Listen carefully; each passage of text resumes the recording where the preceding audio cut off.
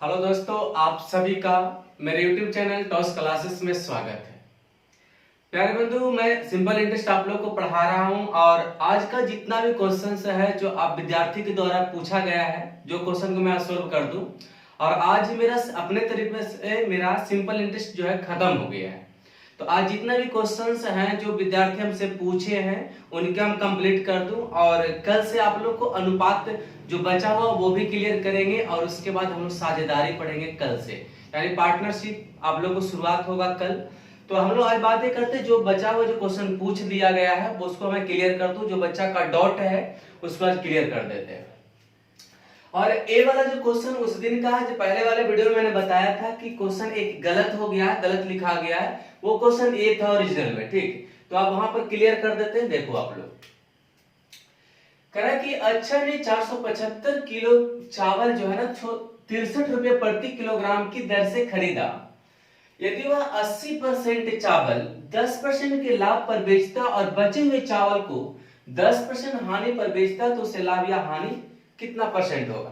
तो बंधु ये क्वेश्चन तो बहुत छोटा है, ऐसे अगर पूरा लंबा चौड़ा बनाना चाहोगे तो बहुत बड़ा भी है, लेकिन एक चीज दिमाग में बैठा लो कि यदि परसेंटेज लाभ वगैरह या परसेंटेज लाभ या हानि या कम या अधिक अगर पूछता है ना, तो प्रश्न के निश्चित राशि से कोई मतलब हम लोग नहीं रखते। इससे हमको कोई मतलब ना है, उसको लेके भी चलेंगे तो उत्तर वही आएगा और नहीं भी लेके चलेंगे तो भी उत्तर वही आएगा। तो तुम सोचो कि वह 80% चावल, मान लीजिए कि पूरा चावल 100 किलो होगा, 80 किलो चावल 10% के लाभ पर, प्लस डिनोट इसीलिए कर रहे हैं चूंकि लाभ करना है, लाभ पर, और बचे हुए चावल। अब बताओ 80% जब बचा हो तो बचा कितना होगा बताओ, 20%। उसको बचे हुए चावल को 10% की हानि पर क्या करता है, बेचता है। ठीक ना, तो कह रहा है कि पूरे पर उसे कितने परसेंट का लाभ अथवा हानि हो। ठीक था, तुम सोचो एक बात बताए, एकदम छोटा क्वेश्चन है। मैंने क्या बताया कि यदि किसी भी प्रश्न में अगर कितना गुना, कितना भाग, कितना परसेंट कम, कितना परसेंट अधिक अगर पूछता है तो प्रश्न के निश्चित राशि से कोई मतलब नहीं होता है, क्योंकि जितना लाभ अगर एक वस्तु पर लेगा वही परसेंटेज आपका 1000 वस्तु पर भी हो सकता है। तो ध्यान में रखोगे कि 80% चावल, तो मान लें कि 80% अपने तरीका से बनाओ कि 100 किलो चावल रहा होगा, जिसमें 80 किलो चावल 10% के लाभ पर और शेष बचे हुए चावल को 10% के हानि पर बेचे। अब एक बात बताओ, इसको इस तरीका से आप काट भी सकते हो, यदि ऊपर वाली संख्या अगर लघु रूप में होता है तो आप काट लेना। तो तुम सोचो कि 4 वस्तु जब बेचे तो 10% का अगर लाभ हुआ होगा तो 40 रुपया का लाभ हो गया होगा। ठीक, लेकिन एक वस्तु पर 10 रुपया की हानि भी हो गई तो 10% मेरा लॉस भी चला गया। तुम सोचो कि 4 वस्तु हम किसी व्यक्ति को दिए, उस पर हमको 40 रुपया का लाभ हुआ। ठीक, और एक वस्तु पर 10 रुपया की हानि हो तो माइंड में तुरंत सेट हो गया होगा कि 40 रुपया लाभ हुआ होगा, 10 रुपया हानि भी हो गया, इसका मतलब हमको 30 रुपया का लाभ हुआ होगा टोटल। और 30 रुपया का लाभ कितने वस्तु पर हुआ, क्योंकि 5 वस्तु टोटल हुआ, क्योंकि 4 1 5 या 5, तो बताओ 30 रुपया का लाभ 5 वस्तु पर हो गया, यानी उसका जो प्लस में अगर रिजल्ट आएगा तो वो लाभ दर्शाएगा, अगर माइनस में आ जाएगा तो क्या हो जाएगा, हानि। तो 6% का क्या होगा, लाभ। यही आपका क्वेश्चन था। ठीक, उस दिन क्वेश्चन गलत लिखा गया था। कंप्लीट, आगे बढ़े।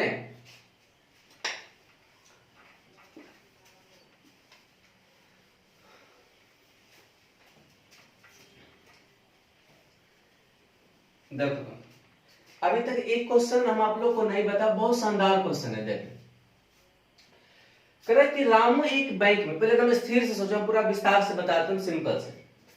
कह रहा है कि रामू एक बैंक में 12,000 रुपया, रामू क्या, तुम ही सोच लो कि हम 12,000 रुपया बैंक में जमा किए। ठीक, कर्ज पर लिया, 3 वर्षों के बाद, यानी यहां पर ये समझ में आया कि जब हम बैंक से 12,000 रुपया कर्ज लाए और 3 वर्षों के बाद हम लौटाने गए कुछ, इसका मतलब है कि 3 वर्ष तक उसका रेट रहा होगा, इंटरेस्ट लिया होगा।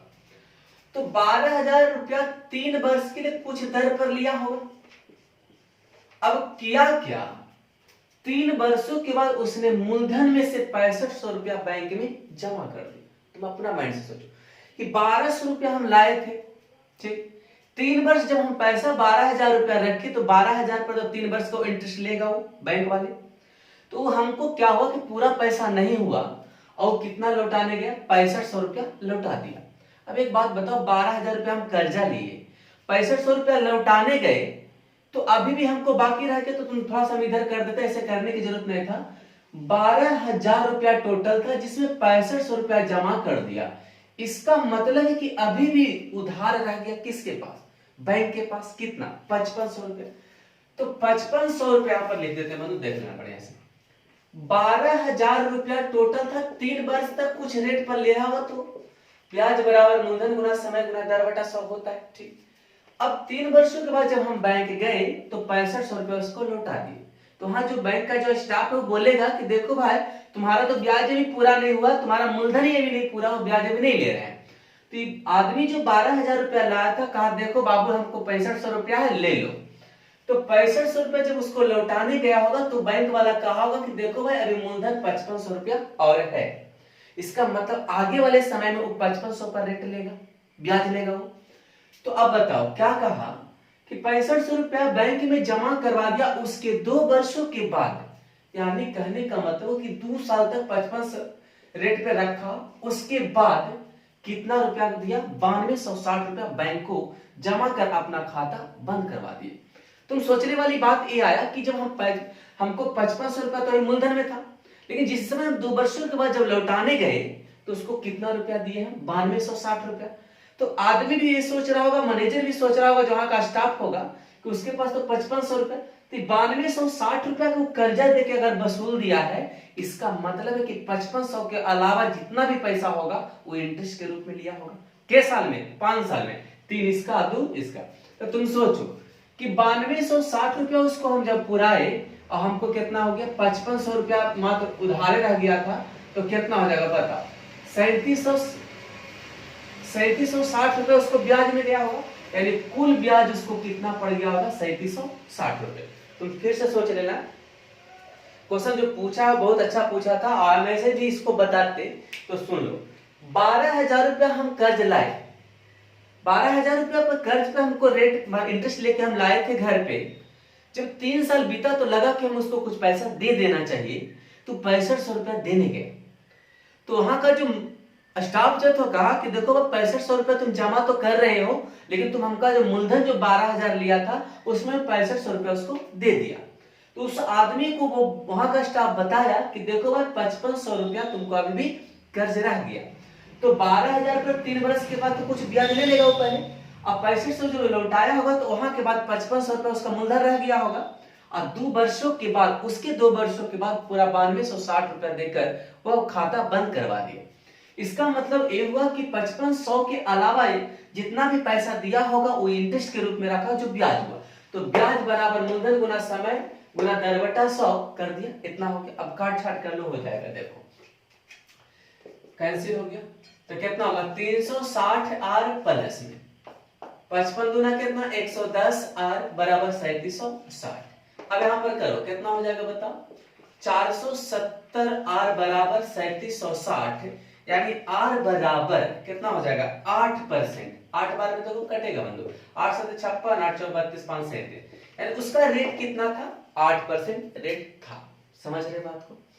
थोड़ा सा अगर और थोड़ा इतना नहीं करना चाहते हो तो वो भी हम करके बता देंगे, जरा समझना।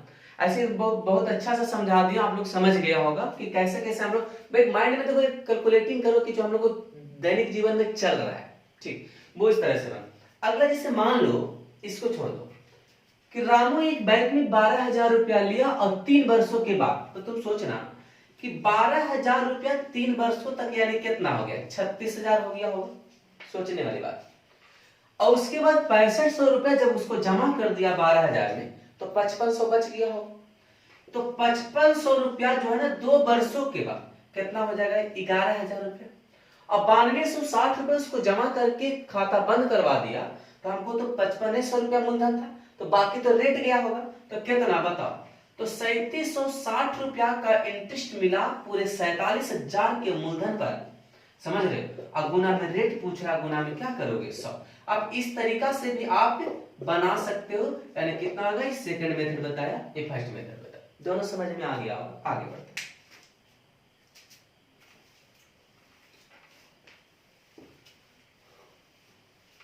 देखो जितना मैंने बताया था उसको कंप्लीट कर लेना, ठीक है। क्वेश्चन में मिट गया। देखो किसी धन का साधारण ब्याज 3 वर्ष में 12.5% वार्षिक दर पर, क्वेश्चन समझना, वार्षिक दर से उस धन से 3500 रुपया कम हो जाता है। देखो बंधु एक बात बता, थोड़ा समझना, ऐसा ही क्वेश्चन हम सेकंड वीडियोस में ही बता दिया है, फिर से सोचो कि यहां पर समय मेरा कितना दे रहे, 3 वर्ष दे दिया, रेट कितना है 12.5%, ठीक। करा कि किसी धन पर साधारण ब्याज 3 वर्ष में करा कि 12.5% वार्षिक दर से उस धन से 3500 रुपया कम हो जाता है। यानी कहने का मतलब है कि यहाँ पर जो साधारण ब्याज जो है उस धन से के मतलब कौन, मूलधन से। अब बताओ एस आई बराबर हम तुमको कुछ बताया था, दर गुना क्या करने के लिए समय।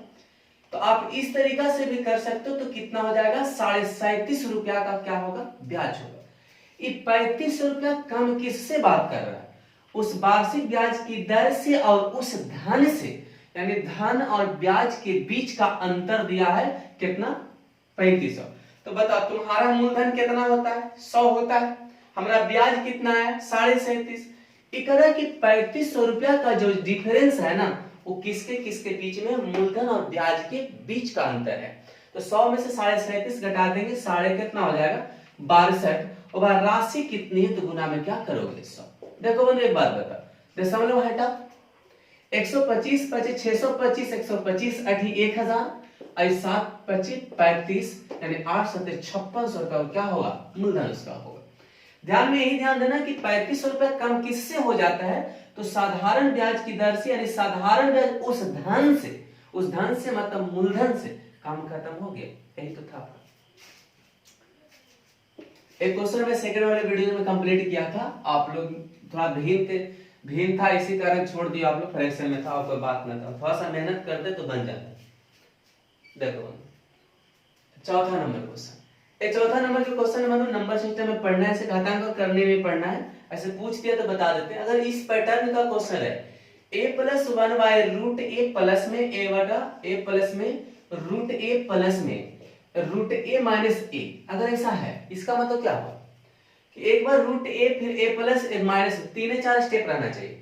अगर इस पैटर्न पर कहीं भी अगर क्वेश्चन आपको दिखता है ना, तो ये सब जो है ना ऑटोमेटिक कट जाएगा, कब, जब कंजुगेट से गुना करोगे तब। तो सिर्फ हमको क्या बच जाता है a, यानी इसका उत्तर जो आपका होगा बंधु कितना हो जाएगा, 3 हो जाएगा, ठीक है। ऐसे इसको पूरा विस्तार से अगर पढ़ना होगा तो कंजुगेट से गुना करना होगा, लेकिन मैंने बताया कि अगर इस तरह से क्वेश्चन है a प्लस रूट a फिर a प्लस रूट a फिर रूट a माइनस a, अगर इस पैटर्न, ज्यादातर यही पैटर्न में क्वेश्चन आपको दिखेगा, घातांक और करने में पढ़ना सेट्स ऑफ इंडिसेस में, तो आपका उत्तर क्या होगा a। अगर यहाँ पर 2 रहेगा 2 होगा 3, क्योंकि ये सब जो है ना बंधु जब कंजुगेट जब करोगे ना तो सब अपने आप कट जाता है, इसका मतलब आपका उत्तर यहाँ पर क्या होगा 3, ये हो गया। अगला